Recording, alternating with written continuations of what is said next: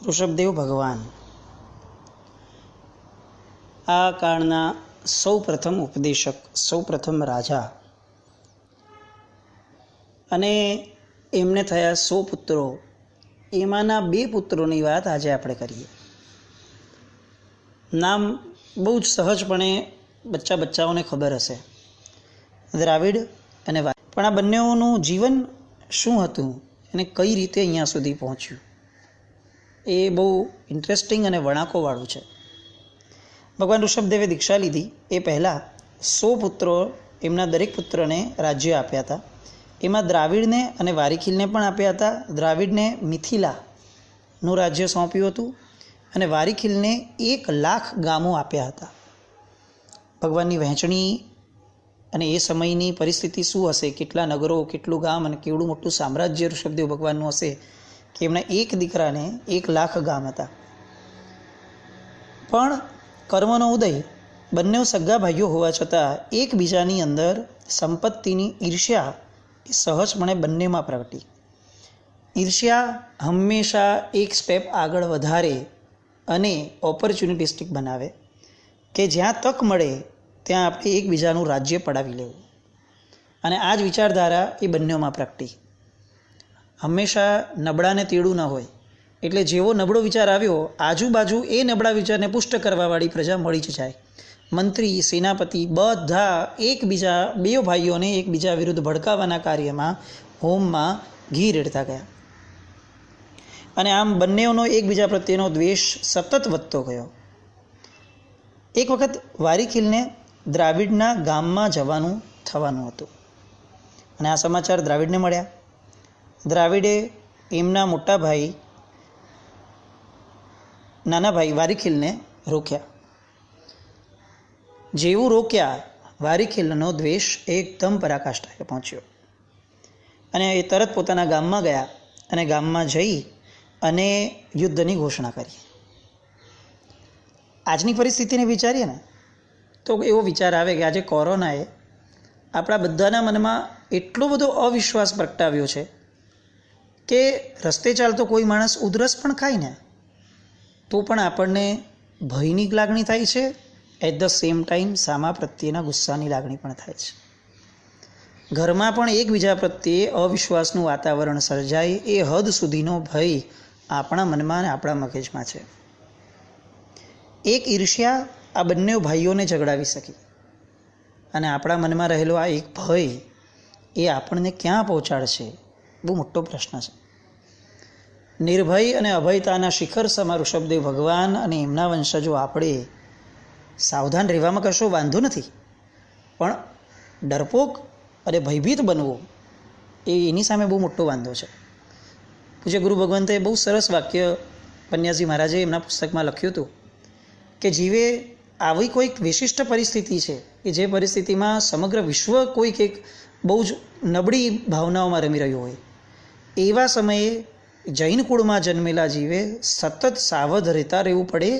કારણ કે આ સામૂહિક પાપનો ઉદય ક્યાંક ફરીથી નવું સામૂહિક કર્મને બંધાવી દે અને આયુષ્યનો બંધ જો સામૂહિક રીતે આ પડ્યો તો કદાચ અનંતકાયમાં જન્મ લેવાનું મન થાય. અને આજે જેટલા જીવો સેમ ભાવનાથી તરફડીને ભયથી ભયભીત થઈ રહ્યા છે, આ બધાનો આયુષ્યનો બંધ સમજો એકસાથે પડ્યો તો બધા મરીને એક કંદમૂળના જીવમાં અનંતકાય તરીકે ઉત્પન્ન થઈ જશે. કારણ કે ઋણાનું બંધ છે, સરખે સરખા ભાવમાં રમી રહ્યા છે.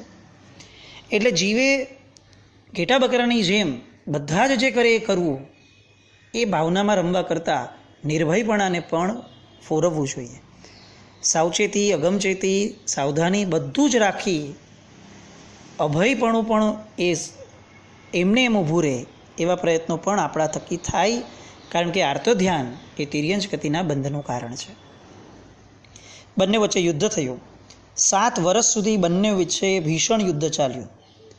બંનેઓનું સૈન્ય 10-10 કરોડનું હતું. એમાંના બંનેઓના સૈન્યના 5-5 કરોડ સુબટો માર્યા ગયા.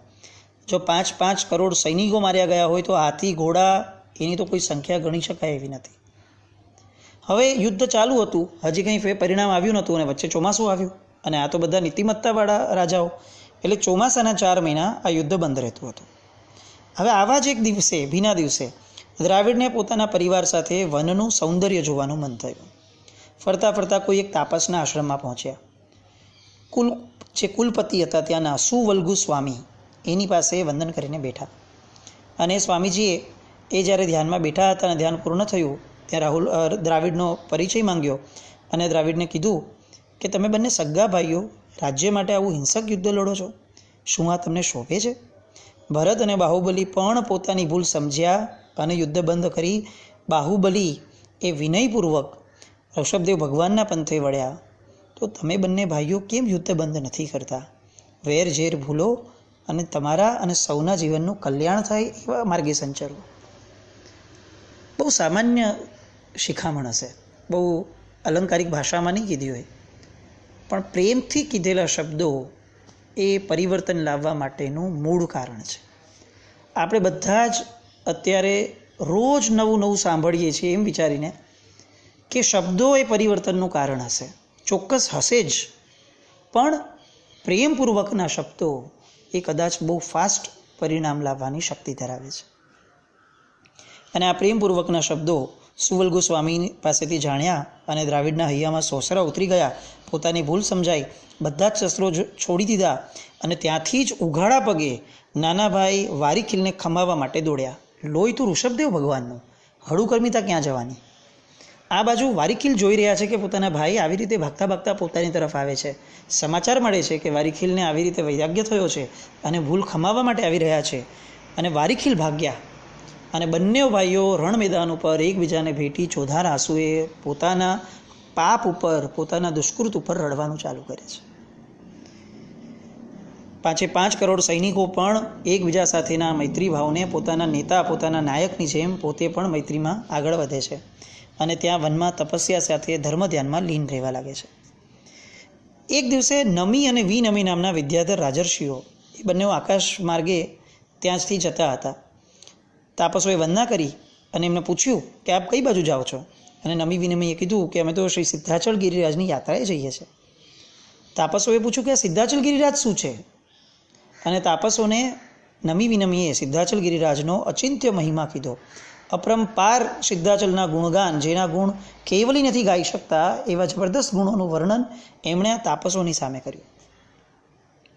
અને આ તાપસો સાથે બધા જ દ્રાવિડ વારીખીલ આદિને આ ભાવ થયા કે અમે પણ ઋષભદેવ ભગવાનને ભેટવા માટે જઈએ. ભાવ થયા, પણ પછી એમને લઈ ન જવાય, એટલે નમી વિનમીએ ત્યાં બધાને જઈને દીક્ષા આપી. અને દીક્ષા આપી અને સિદ્ધાચલ ગિરિરાજ ઉપર બધા વિહાર કરીને ગયા. એક વસ્તુ જે બહુ વિચારણીય લાગે છે, દ્રાવિડ અને વારીખીલ ઋષભદેવ ભગવાનના પુત્ર, તીર્થંકરના પુત્ર, પોતે મનમાં જે ભાવ પ્રગટાવી ન શક્યા એ ભાવ સુવલ્ગુ નામના તાપસ પાસેથી એમને મળ્યા. સુવલ્ગુ નામના તાપસ એ તાપસ ધર્મના હતા, જૈન ધર્મ પાળતા હતા એવું ન હતું. પણ છતાં પણ દ્વેષનો અભાવ, વેરનો અભાવ, આ આર્ય સંસ્કૃતિનું મૂળ તમામે તમામ આર્ય ધર્મો એ લગભગ એક પાયા ઉપર રચાયેલા છે. અજૈન અન્ય લિંગે પણ સિદ્ધત્વ કીધું એના મૂળ કારણમાં જે છે વાત એ આ છે કે આર્ય તમામ ધર્મો એના પાયામાં રાગ દ્વેષ વિરહિતતા છે. અને એના જ કારણે પોતે તાપસ હોવા છતાં સિદ્ધાચલ ગિરિરાજની વાતો સાંભળી અને જૈન દીક્ષા લેવાનું એને પણ મન થયું. કોઈ જડતા નથી, પોતાના મતનો કોઈ બહુ મોટો એકદમ અભિમાન કે ગુમાન નથી, અને પોતાનો મત છોડી જે મત સારો લાગ્યો ત્યાં જવા માટેની ફ્લેક્સિબિલિટી, આ જ કદાચ હળુકર્મિતા. અને એ હળુકર્મિતાના કારણે શત્રુંજય આવ્યા. ઋષભદેવ ભગવાન જે ભરત મહારાજાએ બિરાજમાન કરાવેલા એના દર્શન કર્યા. માસક શમણનું પારણું આવ્યું અને વિદ્યાધર મુનિએ તમામ તાપસોને કીધું કે અનંતકાળથી સંચિત તમામ કર્મો હવે ક્ષય પામવામાં છે, તમે અહીં જ સ્થિરતા કરો અને તપ સંયમમાં અપ્રમત્ત રહો. અને આ ગુરુની આજ્ઞાને માની દ્રાવિડ અને વારીખીલ આદિ 10 કરોડ મુનિઓ સિદ્ધાચળ ગિરી ઉપર રહી અને સ્થિર થયા અને કાર્તિક પૂર્ણિમાના દિવસે કેવળ જ્ઞાનને પામ્યા. ફાગણ સુદ તેરસ નહીં, કાર્તિક પૂર્ણિમાએ આ કેવળ જ્ઞાનને પામ્યા હતા. આજે પણ શત્રુંજય ગિરિરાજનો આ મહિમા દ્રાવિડને વારીખીલની ભક્તિ માટે કાર્તિકી પૂર્ણિમાએ આપણે બધા જાત્રાએ જઈએ છીએ, દ્રાવિડ વારખીલનો જો ગુણ લેવા જેવો હોય તો એ આ છે. 10 કરોડ સાથે લડતા આવડ્યું એમ 10 કરોડ સાથે તરતા પણ આવડ્યું. પોતાના મતનો કોઈ જાતનો એવો જબરદસ્ત પકડ નહીં, એવી પકડ નહીં કે એ છોડવું જ નહીં. આવું કંઈક આપણે શીખીએ. સારું લાગ્યું લઈ લઈએ, સારું ન લાગ્યું ખસી જઈએ, પણ બીજાના મતનો વિરોધ કરવામાં ન પડીએ. હું સમ્યક્ત્વી, તું મિથ્યાત્વી. દ્રાવિડને વારખીલ કદાચ આ ભાવ તાપસને કહી શક્યા હોત, પણ એ સમયે ટ્રેન્ડ નહોતો. એટલે કોઈ પણ પ્રકારના રાગ દ્વેષ વધે એવી કોઈ પણ ભાવનામાં આગળ રમવા કરતાં શુભના થઈએ અને શુભતા તરફ આગળ વધીએ. આ દ્રાવિડ વારખીલના કાર્તિકી પૂર્ણિમાના પરાક્રમને આપણે સૌ નતમસ્તકે વંદન કરીએ.